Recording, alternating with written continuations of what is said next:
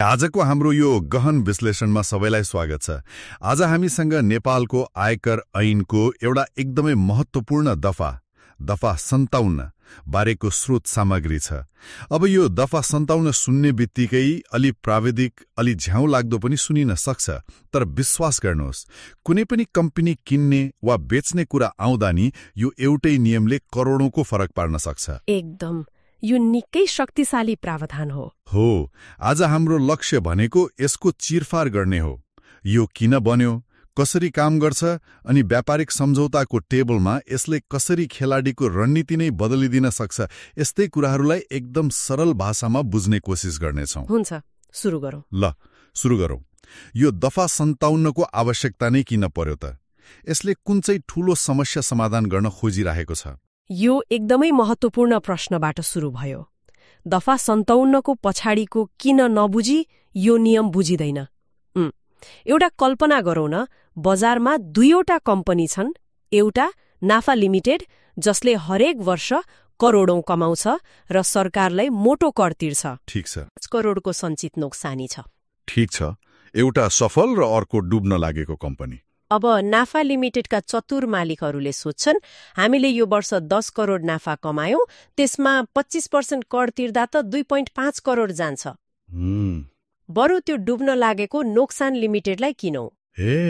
उनीहरूले त्यो कम्पनी किन्छन् र त्यसको 5 करोडको नोक्सानीलाई आफ्नो 10 करोडको नाफासँग घटाउँछन्। अब उनीहरूको करयोग्य नाफा कति भयो? 5 करोड मात्र। आधा भयो। हो, उनीहरूले कर छल्नकै लागि एउटा घाटाको कम्पनी किने। यसलाई लस ट्रेडिङ भनिन्छ। कुरो पो यो रहेछ। भनेपछि अरूको घाटा किनेर आफ्नो कर बचाउने खेल। ठ्याक्कै हो। यही खेल रोक्नको लागि दफा 57 बनाइएको हो। सरकारले भन्यो, यदि कुनै कम्पनीको मालिक नाटकीय रूपमा परिवर्तन हुन्छ भने हामी मान्नेछौँ कि त्यो कम्पनी अब पुरानो रहेन। त्यसको पुरानो आर्थिक इतिहास, विशेष गरी नोक्सानी, त्यही समाप्त हुन्छ। यसको मुख्य उद्देश्य नै कर छल्ने मनसायले गरिने यस्ता खरिद बिक्रीलाई निरुत्साहित गर्नु हो। त्यसो भए सरकारले कम्पनीको नियन्त्रणमा ठूलो परिवर्तन भए नभएको कुरालाई निगरानी गर्छ। के कुराले चाहिँ यो दफालाई आकर्षित गर्छ? त्यो ठूलो परिवर्तनको परिभाषा के हो त? कानूनले यसको लागि एकदमै स्पष्ट सीमा तोकेको छ। त्यो हो, कुनै पनि कम्पनीको स्वामित्वमा विगत 3 वर्षको अवधिमा 50%, मतलब 50% वा सोभन्दा बढी परिवर्तन। यो विगत 3 वर्षको अवधि भन्ने कुरा अलि अलमल्याउने खालको छ। यो कुनै आर्थिक वर्ष जस्तो स्थिर 3 वर्ष हो कि अरू केही? होइन, यो एकदमै चलाख व्यवस्था हो। यसलाई मुभिङ 3 वर्षको अवधारणाले बुझ्न सकिन्छ। मुभिङ 3 वर्ष हो, मुभिङ 3 इयर्स। यसको अर्थ हो, तपाईले आजको मितिबाट ठिक पछाडि 366 महिनासम्म हेर्नुपर्छ। हरेक दिन यो विन्डो सर्दै जान्छ। ल, यसलाई हाम्रो छलफलभरि एउटा काल्पनिक कम्पनीको कथामा ढालेर हेरौँ न त, सजिलो हुन्छ। मानौ ग्य भन्ने एउटा पुरानो कपडा कारखाना छ। उत्तम उदाहरण। मानौ 2059 सालमा ग्य कम्पनीमा क समूहको 30% र ख समूहको 35% शेयर थियो। ठीक छ। अब 2060 सालमा क समूहले आफ्नो सबै 30% शेयर ज भन्ने नयाँ लगानीकर्तालाई बेच्यो। त्यो दिन हेर्दा विगत 3 वर्षमा जम्मा 30% मात्र स्वामित्व परिवर्तन भयो। 50% को सीमा पार भएन। भनेपछि दफा 57 लागेन? लागेन।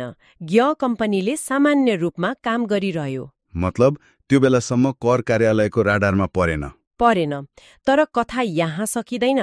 त्यसको ठिक 1 वर्षपछि 2061 चैत्र 15 गते ख समूहले पनि आफ्नो सबै 35% शेयर ट भन्ने अर्को समूहलाई बेच्यो। अब कर अधिकृतले फेरि हिसाब गर्छ। 2061 चैत्र 15 गतेबाट पछाडि 3 वर्षभित्र के भयो? त्यो अवधिभित्र त क समूहले बेचेको 30% पनि पर्यो, अनि भर्खरै ख समूहले बेचेको 35% पनि पर्यो। हो, जम्मा कति भयो? 30 + 35 जम्मा 65% पो भयो त। ठ्याक्कै 65% भनेको 50% भन्दा धेरै हो। बुम। 2061 चैत 15 गतेको दिन ग्य कम्पनीमा दफा 57 आकर्षित हुन्छ। त्यो दिन नै कम्पनीको लागि एउटा महत्त्वपूर्ण दिन बन्छ। यहाँनिर एउटा प्रश्न उठ्यो, के ज्ञ कम्पनीको कुनै सानो कर्मचारीले किनेको 10 किता शेयर पनि यो 65% गणनामा जोडिन्छ? त्यसो भयो भने त हिसाब राख्न असम्भव होला नि।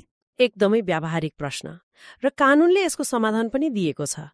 सबै शेयर हस्तान्तरणलाई गणना गरिँदैन, नत्र त नेप्सेमा कारोबार हुने हरेक कम्पनीमा दिनदिनै यो नियम लाग्थ्यो होला। हो त नि। कानूनले भन्छ हामी केवल ठूला वा सम्बन्धित खेलाडीहरूको कारोबारलाई मात्र हेर्छौं। यसका 2वटा शर्त छन्। के हुन् ती?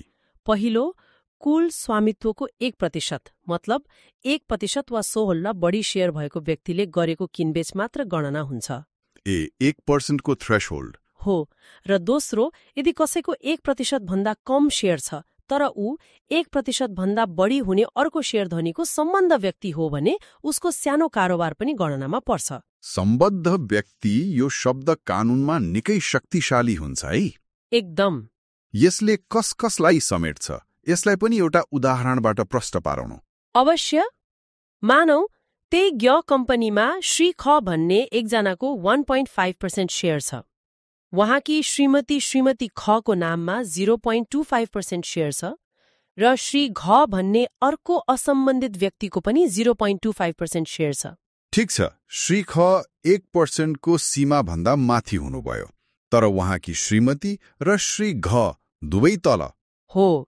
अब आयकर ऐन अनुसार श्रीमान श्रीमती सम्बद्ध व्यक्ति हुन्। श्री ख 1% भन्दा ठूलो शेयरधनी भएकाले यदि श्रीमती खले आफ्नो 0.25% को सानो शेयर बेच्नुभयो भने पनि त्यो 50% को गणनामा जोडिन्छ। किनभने उहाँहरू सम्बन्धित व्यक्ति हुनुभयो। हो। कानूनले मान्छ कि श्रीमानको प्रभाव श्रीमतीको निर्णयमा पर्न सक्छ। बुझेँ। उहाँको व्यक्तिगत शेयर सानो भए पनि उहाँको सम्बन्ध ठूलो शेयरधनीसँग भएकाले उहाँको कारोबार पनि महत्त्वपूर्ण मानियो। श्री घको चाहिँ के हुन्छ? श्री घले आफ्नो 0.25% शेयर बेच्दा त्यो गणना हुँदैन। किनभने वनको स्वामित्व पनि 1% भन्दा कम छ र उहाँ कुनै ठूलो शेयरधनीको सम्बद्ध व्यक्ति पनि हुनुहुन्न। यसले साना र असम्बन्धित लगानीकर्ताहरूको सामान्य कारोबारले कम्पनीलाई अनावश्यक रूपमा दफा 57 को झमेलामा पर्नबाट जोगाउँछ। ल अब हाम्रो कथाको ज्ञ कम्पनीमा फर्कौं। उनीहरूले त्यो अदृश्य 50% को रेखा पार गरे। उनीहरूको लेखापालको अफिसमा पक्कै पनि साइरन बज्यो होला। त्यो दिन वास्तवमा हुन्छ के? यो मानिएको निसर्ग, डिम्ड डिस्पोजल भन्ने शब्दले व्यवहारमा कस्तो असर पार्छ? मानिएको निसर्ग भनेको कानूनले सृजना गरेको एउटा काल्पनिक अवस्था हो, एउटा लिगल फिक्सन। काल्पनिक अवस्था हो। कानूनले भन्छ स्वामित्व परिवर्तन भएको दिन ज्ञ कम्पनीले आफ्नो स्वामित्वमा रहेका सबै सम्पत्ति जस्तै जग्गा, मेसिन, गाडी, लगानी र सबै दायित्वहरू बजार मूल्यमा बेच्यो र फेरि आफैले किन्यो भनेर मानिन्छ। 1 मिनट रोकिनुस् है। मानिन्छ भन्नुको मतलब वास्तविक रूपमा 1 पैसाको पनि कारोबार भएको छैन। तर कानूनले चाहिँ सबै बेचियो भन्छ। यो त अन्याय भएन र? कम्पनीले पैसै नै नपाई कर तिर्नुपर्ने? तपाईले ठ्याक्कै दुखिरहेको नसा समात्नुभयो। हो, यो नियमको सबैभन्दा कठोर पक्ष यही हो। कम्पनीको ब्याङ्क खातामा 1 रुपैयाँ पनि आउँदैन, तर यदि उसको सम्पत्तिको मूल्य बढेको छ भने त्यो नआएको नाफामा उसले वास्तविक कर तिर्नुपर्छ। हो, यसले कम्पनीमा ठूलो नगद सङ्कट, क्याश फ्लो क्राइसिस ल्याउन सक्छ। हाम्रो ज्ञ कम्पनीको उदाहरणमा यसलाई हेरौँ न। मानौ उनीहरूसँग 20 वर्ष पुरानो एउटा जग्गा थियो जसको किताबी मूल्य बुक भ्याल्यु 1 करोड थियो। र मानौ स्वामित्व परिवर्तन भएको दिन त्यो जग्गाको बजार भाउ बढेर 1.5 करोड पुगेको रहेछ। अब यो काल्पनिक बिक्रीमा ज्ञ कम्पनीले त्यो जग्गाबाट 50 लाख नाफा कमाएको मानिन्छ र त्यो 50 लाखमा कम्पनीले प्रचलित दर अनुसार कर तिर्नुपर्छ। त्यस्तै कम्पनीका मेसिनहरू, शेयर लगानी सबैको यसै गरी बजार मूल्यमा हिसाब किताब निकालिन्छ। यदि कुनै सम्पत्तिको मूल्य घटेको रहेछ भने चाहिँ नोक्सान पनि देखाउनु पाइयो? हो, पाइयो। सबै सम्पत्ति र दायित्वहरूको नाफा नोक्सान हिसाब गरिसकेपछि निस्कने कुल खुद नाफामा कर लाग्छ। तर मुख्य कुरा के हो भने यो सबै कागजमा हुन्छ, तर करको बिल चाहिँ साँच्चीकैको आउँछ। त्यसो भए के म यसलाई कम्पनीको लागि एउटा किसिमको वित्तीय रिसेट बटन थिचिएको हो भन्न सक्छु? अहिलेसम्मको सबै हिसाब किताब क्लियर गरेर कर तिरेर नयाँ सुरुवात गर्ने? एकदम सही शब्द। यो कर प्रयोजनका लागि एउटा रिसेट नै हो। त्यस दिनदेखि त्यो 1.5 करोडको जग्गाको नयाँ किताबी मूल्य ट्याक्स बेस अब 1.5 करोड नै हुन्छ। भविष्यमा यदि त्यो जग्गा साँच्चीकै बेचियो भने नाफा गणना गर्दा यही नयाँ मूल्यलाई आधार मानिन्छ। यो नगद नै नआई कर तिर्नुपर्ने अवस्था त आफैमा ठूलो चुनौती भयो। के यो करको बिल बाहेक अरू पनि केही परिणामहरू छन्? ग्य कम्पनीका नयाँ मालिकहरूले अरू के कुरामा ध्यान दिनुपर्छ? छन् र ती निकै महत्त्वपूर्ण छन्। याद गर्नुहोस्, हामीले सुरुमा के भनेका थियौं? यो कानून लस ट्रेडिङ रोक्न आएको हो। त्यसैले दफा 57 को उपदफा 2 ले त्यही घाटाको व्यापारमाथि नै प्रहार गर्छ। यसले भन्छ, स्वामित्व परिवर्तन भइसकेपछि कम्पनीले पुराना केही सुविधाहरू प्रयोग गर्न पाउँदैन। जस्तै ग्य कपडा कारखाना वर्षौंदेखि घाटामा थियो र उसको खातामा 50 लाखको सञ्चित नोक्सानी थियो। नयाँ मालिकहरू आएपछि उनीहरूले कम्पनीलाई आधुनिकीकरण गरेर नाफा कमाउन थाले।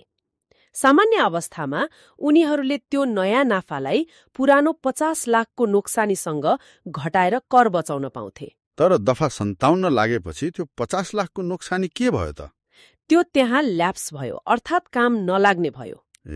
खेर गयो। ठ्याक्कै खेर गयो। कानूनले त्यो पुरानो नोक्सानीलाई अगाडि सार्न, क्यारी फरवर्ड गर्न दिँदैन। त्यस्तै पुरानो ब्याज खर्च, विदेशी कर कट्टी जस्ता सुविधाहरू पनि त्यही समाप्त हुन्छन्। गजब हो।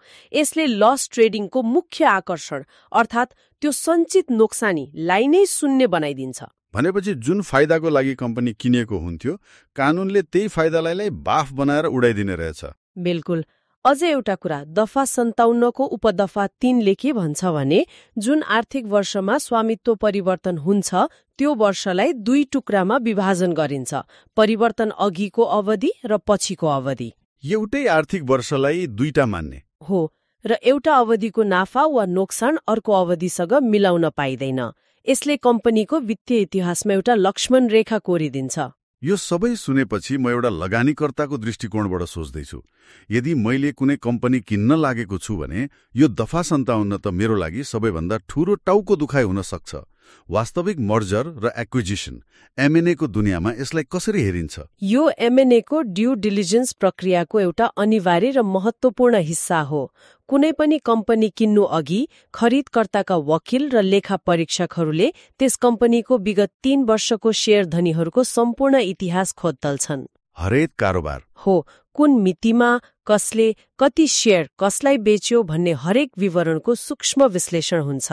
यदि त्यहाँ दफा 57 लाग्ने सम्भावना देखियो भने के हुन्छ? सम्झौता नै रद्द हुन्छ? हुन सक्छ, वा सम्झौताको मूल्य घट्न सक्छ। मैले एउटा केस हेरेको थिएँ जहाँ एउटा एकदमै राम्रो भविष्य भएको स्टार्टअप कम्पनीले नयाँ लगानी भित्र्याउँदै थियो। लगानीको रकम ठूलो भएकाले 50% भन्दा बढी नयाँ शेयर जारी हुँदै थियो। त्यहाँ पनि त स्वामित्व परिवर्तन भयो। उनीहरूलाई थाहै थिएन कि यसले दफा 57 आकर्षित गर्छ। ड्यू डिलिजेन्सको क्रममा यो कुरा बाहिर आयो र कम्पनीमाथि आउन सक्ने अप्रत्याशित कर दायित्वको कारणले लगानीकर्ताहरूले डिलको शर्तहरू नै परिवर्तन गरे। यो नियम थाहा नपाउँदा ठूलो मूल्य चुकाउनु पर्ने हुन सक्छ। सारांश प्रस्तुत गर्दै आजको विश्लेषण साँच्चै आँखा खोल्ने खालको रह्यो।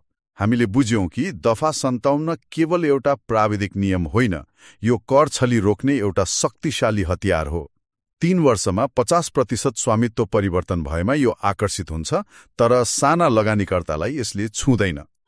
यसको मुख्य परिणाम मानिएको निसर्ग हो, जसले नगद प्रवाह नभए पनि वास्तविक कर दायित्व सृजना गर्छ र यसले कम्पनीको पुरानो सञ्चित नोक्सानीलाई काम नलाग्ने बनाइदिन्छ, जसले गर्दा कम्पनीको वित्तीय इतिहासमा एउटा नयाँ अध्याय सुरु हुन्छ। हो, र यसले हामीलाई एउटा गहिरो प्रश्नमा ल्याएर छोड्छ। कस्तो प्रश्न? यो कानून स्वामित्वको परिवर्तनमा केन्द्रित छ, तर सोचौं त कानूनको आशय के थियो? कम्पनीको वास्तविक पहिचान र नियन्त्रणमा आएको परिवर्तनलाई समात्नु। अब एउटा अर्को अवस्था कल्पना गरौं। हुन्छ। हाम्रो ग्या कपडा कारखाना जुन घाटामा थियो, मानौ त्यसका मालिकहरूले कम्पनी बेचेनन्, स्वामित्वमा 10% पनि परिवर्तन भएन, तर उनीहरूले कपडा कारखाना पूर्ण रूपमा बन्द गरे, सबै मेसिन हटाए र त्यही ग्या कम्पनीको नाममा एउटा अत्याधुनिक